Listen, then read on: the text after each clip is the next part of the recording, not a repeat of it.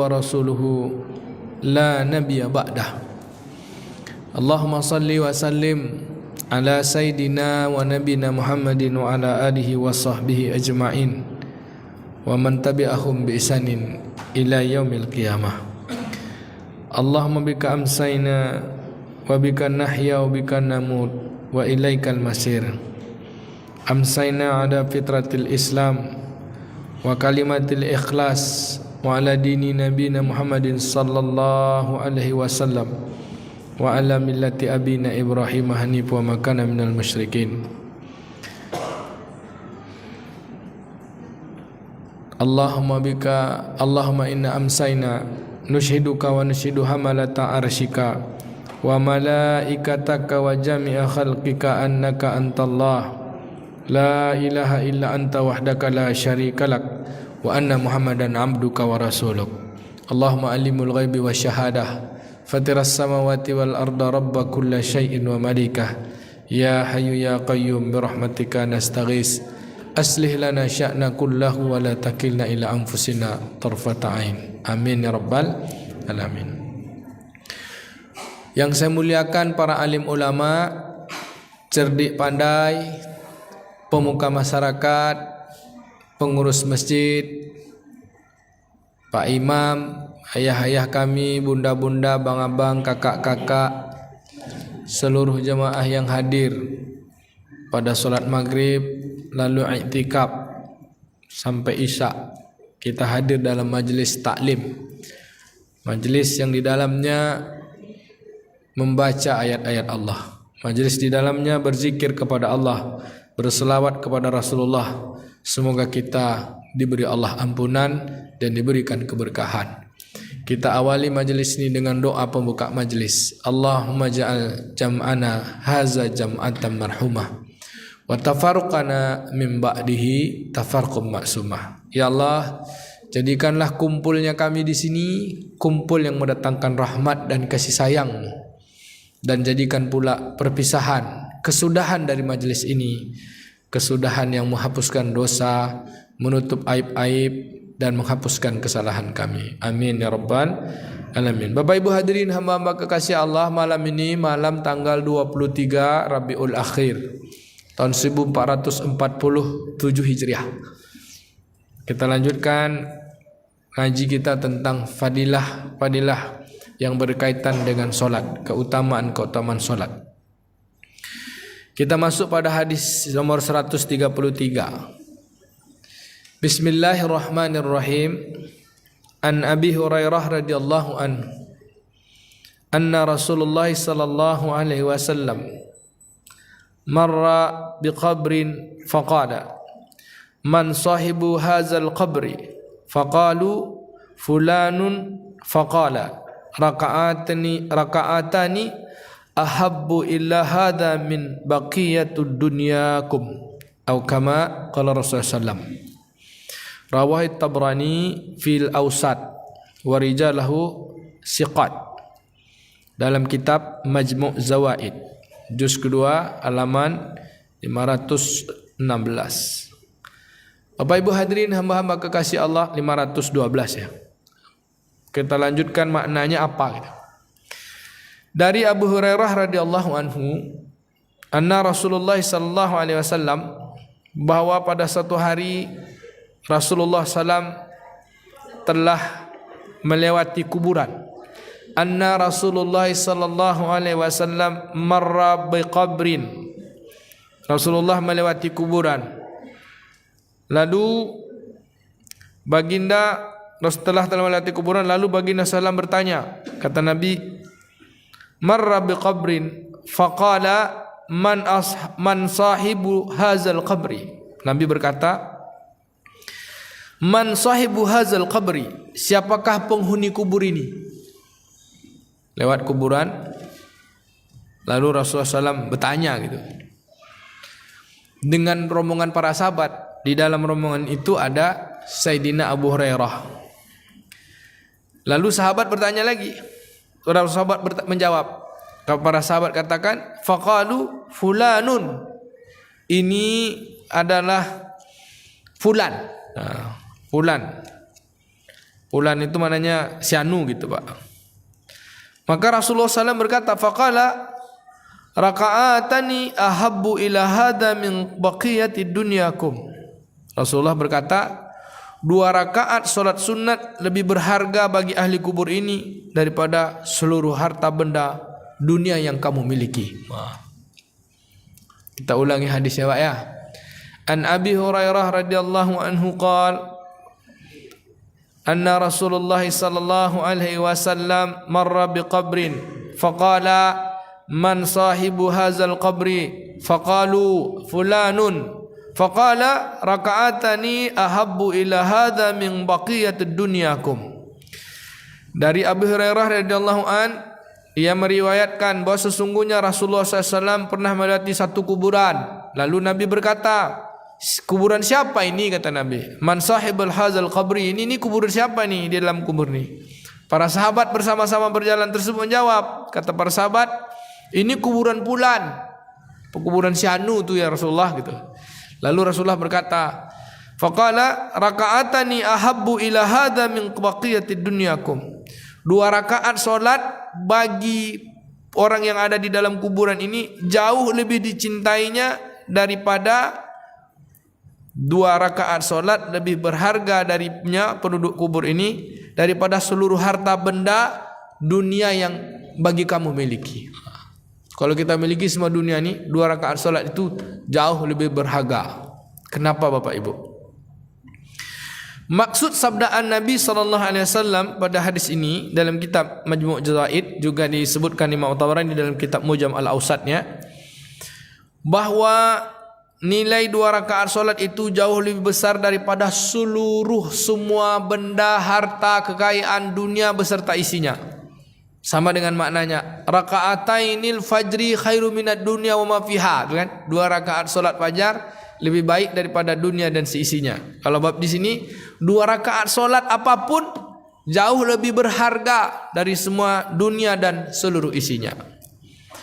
Kebenaran tentang perkara ini diketahui apabila kita sudah sampai ke dalam kubur. Kira-kira kalau kita dah dalam kubur bisa balik lagi nak Pak minta solat 2 rakaat? Tak bisa kan? Maka 2 rakaat solat itu lebih berharga dari semuanya. Pertanyaannya, kenapa solat itu jauh lebih berharga daripada dunia yang kita miliki ini Bu? Kenapa kira-kira? Jawaban yang pertama, semua yang berkaitan dengan dunia, dia ujungnya sebentar saja mudah dilupakan. Di ujungnya itu apapun selesainya tu ada sudahnya. Contoh, apa yang kita ingin dari dunia ni? Pertama disebutkan oleh Sayyidina Ali 6 perkara Pak. Boleh saya sebutkan Pak ya? Dunia ini tak lebih dari 6 perkara saja, kata Sayyidina Ali. Yang pertama makan, yang kedua minum, yang ketiga pakaian, yang keempat pasangan, yang keenam wangi-wangian, yang keenam kendaraan. Kata Sayyidina Ali, dunia ini tak lebih dari 6 ini. Kita ulangi, makan, minum, pakaian, pasangan, kendaraan, wangi-wangian.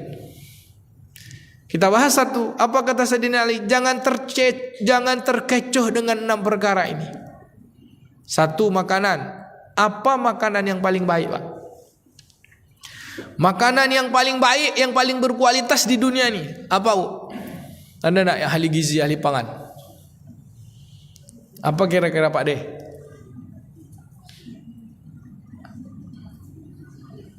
Makanan yang paling berkualitas disebutkan dalam Al-Quran adalah madu. Madu tu makanan Bu. Cuman kita makan madu tu pakai air. Jadi kita sebut minum madu. Ada apa di dalam madu tu? Nutrisi paling lengkap. Sehingga dengannya ada obat Tapi apa nilai pada madu tu? Apa yang diambil dari madu? Ya, nutrisinya, semuanya. Apa kemewahan madu? Kalaulah madu itu mewah, kata Sayyidina Ali, padahal dia hanya muntah lebah aja. Sehebat-hebatnya madu, dia cuma bekas muntah lebah. Kita makan muntah tu. Keren tak Bapak Ibu? Muntah lebah, bah, dia. Dan tu kita kumpulkan. Itu yang kita makan. Ini madu, ni madu. Nilainya cuma bekas muntah lebah. Yang kedua, minuman. Yang paling berharga apa Pak? Laban, susu. Tapi bukan susu Indomie lah. Susu lah, susu ASI paling berkualitas ya. Susu hewan ya, susu sapi, susu onta. Lalu apa susu itu, kata Sayyidina Ali? Kalaulah dia berkualitas, berharga tinggi, maka yang meminumnya tentu orang terpilih. Tapi yang minumnya ada orang penapik, ada orang jahil, ada orang kafir, ada orang soleh. Walau hebat apapun minuman itu, bisa diminum oleh semua orang. Itulah dunia. Walaupun mantap Pak, tapi diminum oleh semua orang. Sekalipun fasik, kafir, munafik, maaf, orang hilang akal pun boleh minum susu kan? Itulah dunia. Yang ketiga, apa tadi Bu? Pakaian. Apa pakaian paling hebat? Sutra. Sungguh sutra itu hanya diambil dari bulu ulat. Air ludah ulat kita pakai. Wah, sutra. Padahal dia air ludah ulat. Bulu ulat. Bangga pula tu. Itulah dunia. Ulangi lagi. Madu muntah lebah. Susu walaupun dia hebat diminum oleh semua orang, tak pandang kasta. Tapi kalau minum dalam surga hanya bisa orang takwa. Tapi dunia semua boleh minum walaupun dia berharga. Kemudian pakaian, yang paling hebat adalah sutra. Cuman bekas bulu ulat. Yang keempat, apa Pak yang keempat? Pasangan. Ini boleh ya. Kata Sayyidina Ali ni agak kasar-kasar sikit, tak boleh Pak. Yang kita mau dari pasangan tu, misalnya laki-laki suka dengan perempuan, perempuan suka dengan laki-laki. Sehebat apapun pakaiannya, pakai baju dari sutra ya Pak. Wah, pokoknya gagah, pakaian termahal. Yang kita inginkan dari pasangan tu bukan pakaiannya. Maaf, boleh saya cakap ni? Secantik-cantiknya manusia, seganteng-gantengnya manusia, yang kita inginkan darinya cuma lubang kencingnya. Kasar memang Pak. Betul tak Pak? Coba dalam nikah tu yang kita mau kan itu coba. Pakai cantik je baju isteri kita, terus dia bilang, kau kan isteri saya. Maka harga dunia ini pada pasangan tu cuma tempat keluar air seninya. Syahwat semua. Sebaik-baiknya, seindah-indahnya dunia ini kendaraan, dengan kendaraan yang kita inginkan. Apa kendaraan paling mewah Pak? Kuda perang. Kalau sekarang Alphard lah. Alphard Bang. Atau GMC. Kata Sayyidina Ali, kuda. Kuda perang, kuda jantan, unta merah. Tapi sehebat, secantik-cantiknya kendaraan, semewah kendaraan, dia bikin kita susah juga. Bahkan nabrak orang mati. Bapak Ibu coba kendaraan mewah tu, dalam kendaraan tu tak keluar-keluar seminggu. Bisa Pak? Paling menjelang dapat ya, dah tu duduk dalam sampai turun. Tapi mahal, mewah, tak usah keluar-keluar dalam tu aja. Semewah apapun tetap bikin kita susah. Makin mewah, makin tinggi pajak ya Pak. Ya Pak. Dulu awak punya mobil biasa ya, pajak tak sampai 3 juta. Sekali dikasih Allah, pajak 3 kali lipat pada itu. 2 kali lipat. Katanya mewah, tapi bikin kita payah. Ya kan? Apalagi dunia, minyak wangi. Wangi-wangi yang terbaik adalah misik. Ternyata dia dari darah yang dipurifier. Darah itu dimurnikan. Jadilah dia minyak wangi. Bapak Ibu, air susu ibu pun sebenarnya darah yang Allah putihkan dengan hormon-hormon tertentu. Kalau tak percaya nanti air susu ibu yang nyusui, ambil air susu itu taruh gelas atau dalam bejana, terus panaskan, maka dia berubah menjadi merah. Bapak Ibu yang dimuliakan Allah, itulah dunia. Apa dia? walaupun dianggap mewah, tapi asalnya tempatnya yang diinginkannya tak lebih dari semua sesuatu yang hina. Madu muntah, pakaian ulat bulunya ulat. Pasangan yang kita mau dari pasangan bukan ganteng dan cantiknya, tapi itulah dia. Bapak Ibu yang dimuliakan, maka kata Nabi, solat 2 rakaat jauh lebih berharga dari semua itu. Dunia dalam pandangan hadis Nabi SAW, dalam riwayat yang lain kata Nabi, ad-dunya mal'un wa ma fiha mal'unatun. Dunia ini dilaknat Allah dan apa-apa yang ada di dunia pun terlaknat. Yang nilainya dunia sehebat apapun hanya berhubungan dengan syahwat. Dan ketika kita berada di dunia, menjadikan dia kendaraan saja untuk sampai pada cita-cita yang kita harapkan, cita-cita yang paling istimewa, mendapatkan ridho Allah, maka hanya ada dalam dunia yang beruntung itu 3 kata Nabi. Bizikrillah wa muallim wa muta'allim. Orang yang berzikir kepada Allah, orang yang senantiasa belajar ilmu untuk mematuhi Allah, dan orang yang senantiasa mengajarkan ilmu untuk sama-sama patuh kepada Allah. Dalam bahasa kalamnya ulama, orang yang belajar mendengar baik, yang menyampaikan baik, tapi yang paling baik adalah yang mengamalkan dan mengajakkan sama-sama beramal. Lebih dari itu tak ada yang lebih baik. Yang pertama, induk kebaikannya adalah zikir. Induk zikir adalah solat. Maka dalam riwayat lain lagi Nabi katakan, ya Ali, alaikum bisalah fa innaha ra'sya kulla ibadah. Wahai Ali, berpegang teguhlah kamu dengan solatmu, sesungguhnya solat itu kepala dari seluruh ibadah. Kepalanya ibadah ni puasa, zakat, haji, sedekah, semua urusan kita. Tapi kepalanya adalah solat. Jadi kalau tidak solat, macam mana yang lain tu Pak? Ada tangan, anggaplah zakat itu tangannya, anggaplah infak itu adalah haji itu adalah badannya, anggaplah puasa itu adalah perutnya, kakinya, lalu kepalanya tak ada. Hidup tak Pak? Orang punya tangan, punya kaki, punya perut, tapi tak ada kepala. Hidup tak Pak? Tak hidup. Maka Bapak Ibu yang dimuliakan Allah, solat adalah kepala dari segala urusan. Maka kata Nabi, orang yang dalam kuburnya, kalaulah dia tahu dengan kalian yang ada di dunia ini, dia menginginkan solat 2 rakaat daripada dunia dan seluruh isinya. Kenapa? Dunia itu habis sia-sia, habis terlupakan, tapi akhirat itu dia kekal menjadi bekalan kita untuk berjumpa Allah di hari yang kita takutkan, kecuali hanya pertolongan Allah yang kita impikan untuk masuk surga di tempat bersama-sama orang yang dimuliakan. Amin ya rabbal alamin. Bapak Ibu yang dimuliakan Allah, itu dia. Jadi solat itu kekal.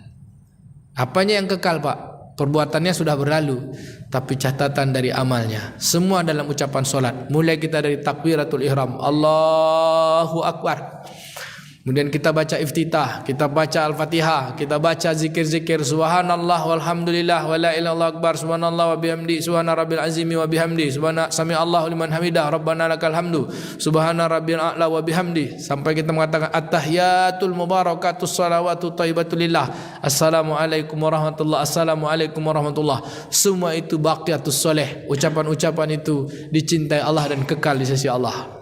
Al-malu wal banun zinatil hayatid dunya.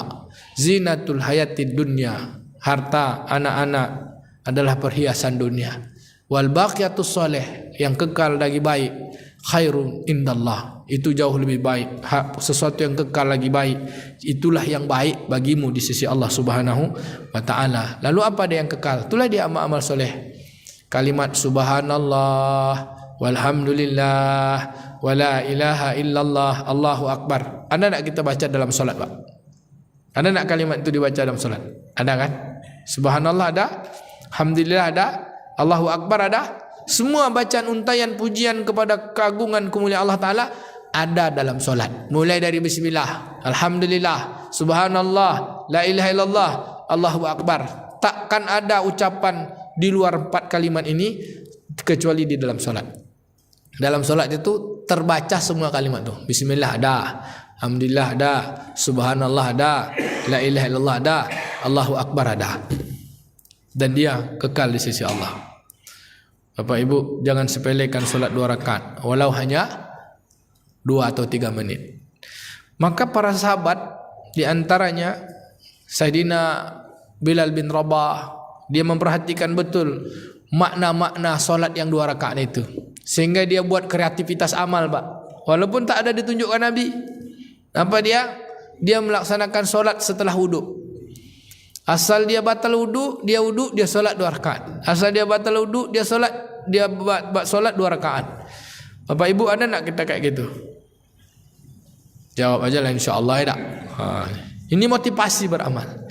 Lalu kita baca lagi hadis berikutnya. Hadis nomor 133, 134.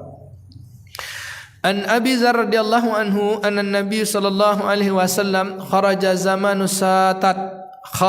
zamanu sitati wal waraqu yatahafatu fa aghaza bi ghudnaini min sajarati qala faja'ala zalika al waruq yatahafatu qala faqala ya Aba Dzar qultu labbaik ya Rasulullah. Qala innal abdal muslimin la yusalli as-salata yuridu biha wajhallahu fatahaffat anhu zunubuhu kama yatahafatu hadzal waraq an hazis sajarah. Rawi Ahmad atau kama qala Rasulullah sallallahu. Dari Sayyidina Abi Dzar radhiyallahu an, yang meriwayatkan bahwa sesungguhnya Rasulullah SAW telah keluar pada musim dingin dan daun-daun sedang berguguran. Lalu baginda Nabi SAW memegang 2 ranting yang berguguran, dan beliau bersabda, wahai Abu Dzar, kata Nabi. Beliau menjawab, labbaika ya Rasulullah, saya ya Rasulullah. Lalu baginda Nabi SAW bersabda, sesungguhnya seorang hamba muslim yang mendirikan solat dengan hasrat, dengan keinginan untuk mendapatkan keridhaan Allah, dengan keinginan agar Allah senang kepadanya, maka dosa-dosanya gugur seperti mana daun ini gugur dari pohonnya. Jadi ketika itu Bapak Ibu sedang musim keluar pada musim dingin, lalu Nabi ambil ranting itu Nabi goyang-goyang, jatuh daun-daunnya. Lalu kata Nabi, ya Abu Dzar, sini loh. Seseorang yang melaksanakan solat, ya, seorang muslim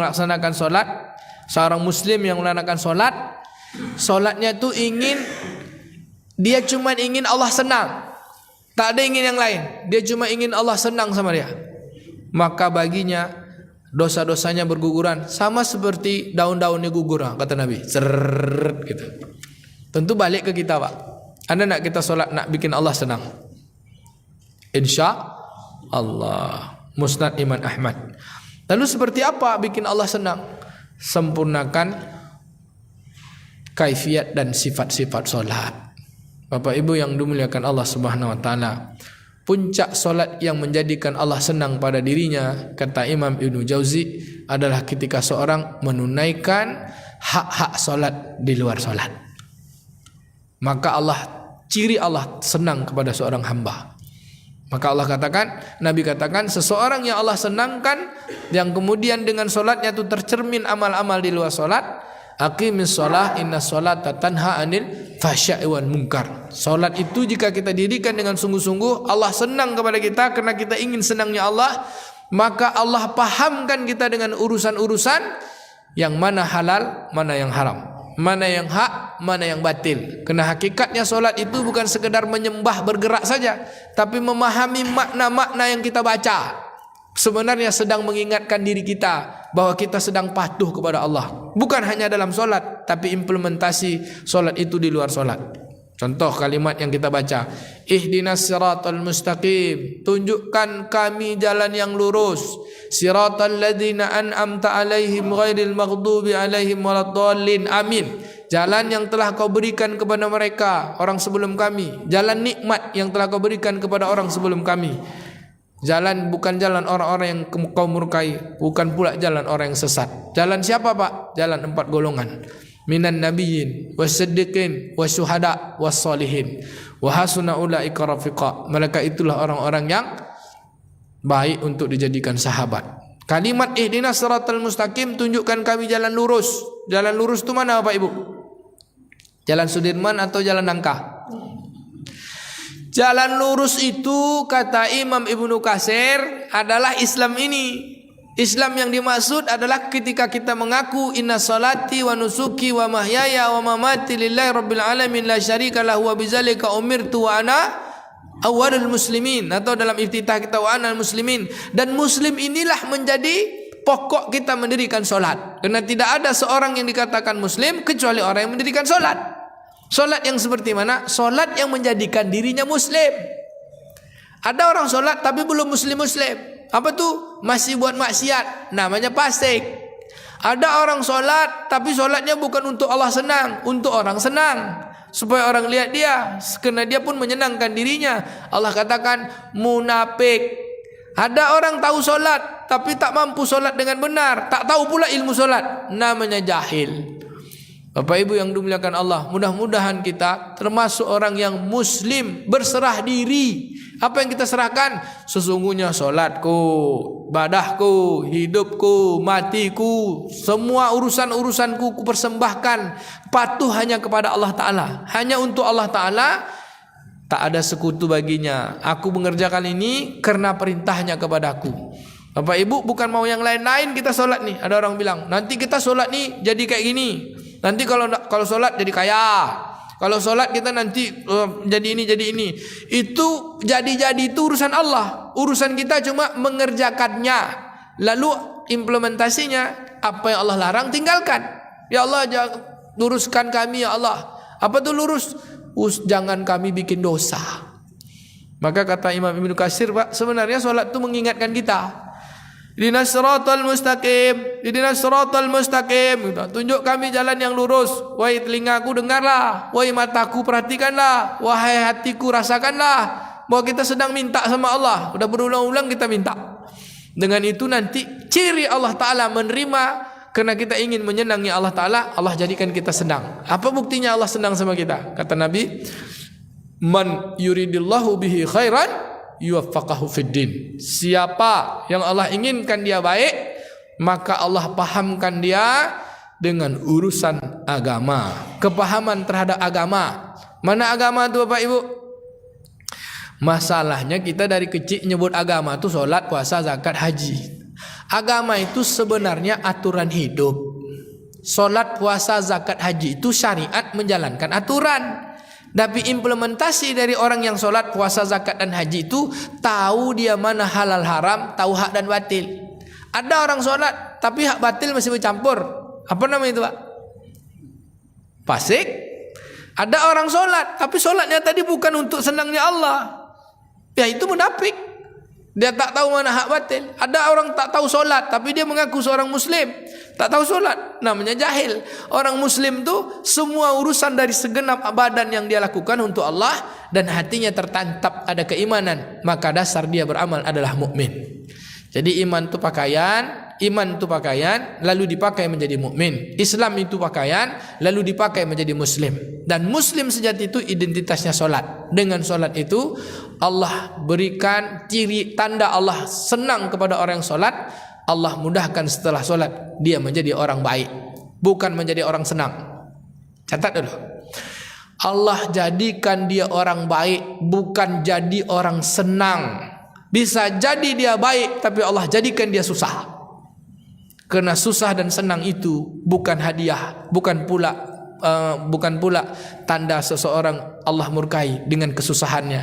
Tapi susah senang itu hanya ujian. Di dalam susahnya dia bisa patuh, ini halal, ini haram, maka susahnya mendatangkan kesuksesan.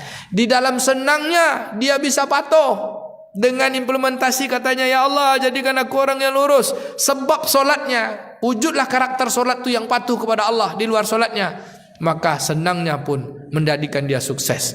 Kalaulah senang itu ukuran sukses, kalaulah susah ukuran tak sukses, Allah tak adil Pak, kata Imam Ghazali. Ngapa gitu? Nanti yang masuk surga orang senang aja. Orang senang aja masuk surga. Ini solat udah tapi susah juga. Ya enggak apa-apa, yang penting solat aja. Kemudian tinggalkan apa yang Allah larang. Dengan susahnya itu sikit nanti kita hisab di yaumul mahsyar. Dikasih Allah senang dengan solat kita, jadi orang senang-senang. Dengan senang itu pandai bersyukur. Tak apalah lambat sikit masuk surga. Ya Pak, banyak pertanyaannya. Dari mana harta ini, dari ini, dari ini, dari ini. Tapi Bapak Ibu yang dimuliakan Allah, ketika hartanya digunakan untuk agama semuanya, dia akan lebih cepat daripada orang miskin itu masuk surga. Seperti Abdurrahman bin Auf. Kata Nabi, kalau masuk surga merangkak. Kenapa merangkak Pak? Banyak betul hartanya. Dia berdoa minta miskin, tak miskin-miskin Pak. Awak minta doa tak kaya, tak kaya-kaya kan. Bapak Ibu yang dimuliakan Allah Ta'ala, maka ketika dia bilang, engkau masuk surganya dengan merangkak. Kenapa? Terlalu banyak yang dihisap. Maka diwakafkan ya harta-hartanya Pak. Masuk Sayyidina Utsman radhiyallahu an, dan wakafnya menjadi jariah sampai saat ini. Kebun yang sudah berubah jadi hotel. Bapak Ibu pernah ke hotel Utsman bin Affan? Pernah ke hotel wakaf dari Sayyidina Utsman bin Affan, menjadi wakaf produktif dari 1400 tahun yang lalu sampai sekarang masih utuh wakafnya. Udah pernah sampai situ? Yuklah kita pergi yuk. Masih ada seat nih 13 Desember. Baru 17 seat, masih ada 18 seat lagi. Boleh Pak? Di mana tempatnya? Di belakang Masjid Nabawi, lurusan pintu 338, dekat Masjid Imam Bukhari, dekat Hotel Haram. Ada Hotel Al-Haram, pas dinding paling sudut sebelum kita nyebrang ke kampung Ijabah seberang jalan. Di situ ada Hotel Utsman bin Affan. Itu wakafnya dari kebunnya udah tak ada. Dari hasil kebun itu dibangunkan hotel. Hotel itu wakaf. Jadi uangnya terus diputarkan untuk khidmat ke Masjid Nabawi, khidmat kepada orang-orang miskin. Udah berapa tahun ya Pak wakafnya tuh? Mengalir terus 1400 tahun lebih. Siapa mereka? Orang-orang yang ahli patuh kepada Allah. Sebab apa? Cerminan amal solatnya. Baik Bapak Ibu, seperti apa kedudukan solat itu? Selama Rasulullah SAW berada di Makkah, 9 tahun pertama Rasulullah menanamkan ketaatan dalam hati Pak, yaitu iman. Ayuhan nas qulu la ilaha illallah tuflihun. Hai manusia, ucapkan la ilaha illallah, la ilaha illallah, la ilaha illallah, la ilaha illallah, pasti kalian sukses. Kemudian sampai puncaknya la ilaha illallah itu dengan sebagai macam ujian. Baru ucap la ilaha illallah ada yang dibunuh, barulah ucap la ilaha illallah semakin kuat tekanan, baru ucap la ilaha illallah semakin tambah penderitaan. Kan Nabi semakin payah tuh sampai 9 10 tahun berdakwah. Sumayyah gara-gara ucap la ilaha illallah ditusuk kemaluannya, digantung kemudian dibunuh. Suaminya Yasir gitu juga, ditombak mati Pak. Kabab bin Al-Arat ditarik di atas bara api yang panas sampai melepuh punggungnya, padam api itu karena lemak yang melepuh dari punggungnya. Bilal bin Rabah begitu juga, dibakar, diseret di atas pasir yang panas. Pasirnya bukan panas seperti kita, pasir yang kalau kita pijak itu melepuh kaki kita. Diseret hanya gara-gara ucap la ilaha illallah. Untuk apa itu? Kata ulama, mengucapkan la ilaha illallah begitu kuat ujian, tekanan, penderitaan, tapi dengan itu ada rasa kenikmatan Pak. Cobalah kita kalau mengusahakan sesuatu dengan payah, pasti dia terasa kan? Maka iman para sahabat itu tak goyah. Kenapa? Mereka memperjuangkan la ilaha illallah itu dengan harta, dengan jiwa, dengan segenap raga. Mati pun rela. Siapa yang paling banyak memperjuangkan dengan hartanya untuk atas keimanan? Sayyidina Abu Bakar. Ketika Bilal bin Rabah itu dibakar, disiksa oleh tuannya, ditebus oleh Abu Bakar Siddiq. Tebusannya 24.000 dirham Pak. 24.000 dirham berapa duit kita? 1 dirham 225.000 kali Pak. Kali lah Pak. Bu berapa Bu? Ibu ngali-ngali agak payah sikit. Ya ibu-ibu kalau mengali payah, membagi juga payah. Yang enak tuh menambah ya Bu. Bapak Ibu yang dimuliakan Allah, 24.000 dirham dikali 225.000, 54 miliar. Itu perjuangan dengan harta. Begitu harga untuk bisa beriman. Lalu ketika puncak penderitaan, kesusahan, kepayahan bagi orang-orang beriman, Allah syariatkan satu syariat yang istimewa setelah iman. Iman kan hanya ucap la ilaha illallah, la ilaha illallah. Tapi terasa apa? Aku beriman kepada Allah, aku patuh kepada Allah, aku ibadah pada Allah. Bentuk amal imannya belum ada. Baru amal imannya ucapan. ucapannya didakwahkan. Kan kata Allah Ta'ala, ya ayuhal mudassir, hai yang muslimun, qum fa'anzir, ayo bangun sekarang. Wa rabbaka fakabbir, ayo besarkan Tuhanmu. Didakwahkan. Semakin kuat tantangan. Lalu Allah kasih syariat yang spesial. Di dalam penderitaan kepayahan tersebut, Nabi diperjalankan Isra Mi'raj untuk menerima hadiah solat. Agar gantungnya bagaimanapun beratnya hati, tapi ada amal badan yang menyebabkan hati itu kuat. Apa dia? Solat. Maka setelah la ilaha illallah adalah iman. Kalimatnya, ucapan la ilaha disebut kalimat iman. Dan amal badannya Muhammad Rasulullah. Kalimat amalnya adalah Muhammad Rasulullah. Amal badannya adalah solat. Jadi kalau orang menyebut la ilaha illallah itu kalimat iman, tertancap di dalam hati. Muhammad Rasulullah kalimat amal. Amalnya apa? Solat dulu. Solat. Bapak Ibu yang dimuliakan Allah Ta'ala. Maka Nabi katakan tadi kan, ya Ali, alaikum bisolah fa innaha ra'sa kulla ibadah. Wahai Ali, pegang teguhlah solat, kerana dia adalah kepala dari seluruh urusan. Maka siapa-siapa yang menjadikan solatnya tempat dia meminta kepada Allah Ta'ala, maka Allah Subhanahu Wa Ta'ala akan urus dia sesuai dengan urusannya, tanpa tahu dari mana Allah menyelesaikannya, bighairi hisab. Kata Imam Abu Umamah, orang yang menjaga solatnya berarti dia menjaga hubungan dengan Allah. Orang yang melalaikan solatnya berarti dia melalaikan hubungan dengan Allah. Yang tidak memperhatikan solatnya berarti dia tidak memperhatikan Allah, padahal Allah memperhatikan dia. Tunggulah. Habis. Apa yang kita tunggu? Yang perhatikan hubungan dengan Allah, Allah beri kabar gembira. Yang main-mainkan Allah, yang tak memperhatikan Allah, Allah akan beri dia keadilan. Baik Bapak Ibu yang dimuliakan Allah Ta'ala, maka mohon pada Allah jadi ahli solat. Rabbi ja'alni muqimas solati wa min zuriyati Rabbana wa taqabbal doa. Saya tutup dengan satu hadis nomor 135. 135.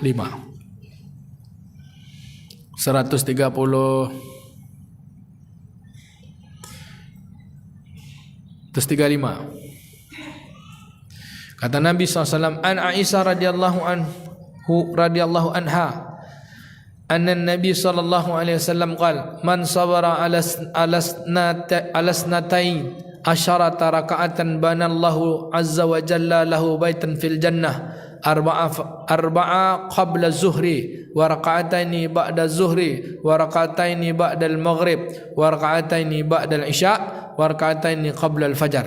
Dari riwayatkan oleh An-Nasa'i dan tentang solat rawatib yang 12 rakaat. Kata Ibunda Aisyah, sesungguhnya Nabi bersabda, siapa yang mengambil perhatian sungguh-sungguh mengerjakan 12 rakaat solat sunat setiap hari, maka Allah akan membangunkan baginya istana mahligai di dalam surga.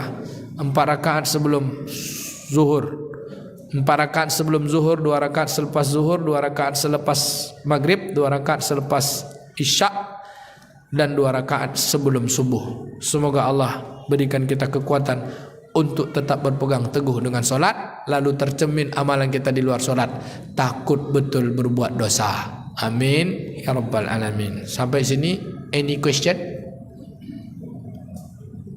Any question, Pak? No question. Thank you for your coming for this evening. We can continue for the next time. Wah, itu bahasa Kwansing, Pak. Semenjak ada aura farming, kan. Terima kasih atas perhatian ayah bunda semua. Ini kajian untuk diri saya. Mudah-mudahan kita mengambil manfaat dari apa yang telah kita dengar, kita sampaikan. Pepatah kata orang tua, yang menyampaikan baik, yang mendengar baik, yang paling baik yang mengamalkan dan mengajak orang sama-sama beramal. Ingat, dunia ini kata Sayyidina Ali tak lebih dari 6 ya. Dan jangan terkecoh. Makanan terhebat hanya muntah lebah. Minuman terhebat susu, tapi diminum oleh semua orang. Tak ada beda antara orang hebat dengan orang tak hebat. Pakaian terhebat ternyata dia hanya ludahnya ulat. Pasangan yang kita inginkan cantik, hebat, ganteng tu cuma lubang kencingnya aja. Apalagi kendaraan yang begitu mewah tapi dia juga menyusahkan. Minyak wangi yang begitu harum ternyata dia hanya darah yang dimurnikan. Semoga kita tak terkecoh dengan semua nilai dunia itu, kecuali sebagai kendaraan untuk mendapat pahala. Subhanakallahumma wa bihamdika, asyhadu an la ilaha illa anta, nastaghfiruka wa natubu ilaik. Allahumma ja'alna muqimas salati wa min zurriyyati rabbana wa taqabbal du'a. Allahumma rabbana atina fid dunya hasanah wa fil akhirati hasanah wa qina azabannar. Wa sallallahu ala nabiyyina Muhammadin wa ala alihi washabbihi ajma'in. Walhamdulillahi rabbil alamin. Kami undang Bapak Ibu yang punya keluangan waktu untuk sama-sama tabligh akbar Masjid An-Nur. Ada Ustaz Abdul Somad dan Tuan Guru Bajang ba'da Isya ini. Kalau tak dapat hari ini, pekan depan Selasa malam Rabu bersama Kohdonditan Cahaya Inspirasi Hidayah. Kohdonditan tahu? Mu'alaf yang pintar tu Pak, bersama Ustaz Abdul Somad juga. Jadi Kohdondi dengan UAS. Malam ini TGB dengan UAS. Malam ini Islam dalam budaya Melayu, mengamalkan Islam dalam konsep budaya Melayu. Assalamualaikum warahmatullahi wabarakatuh.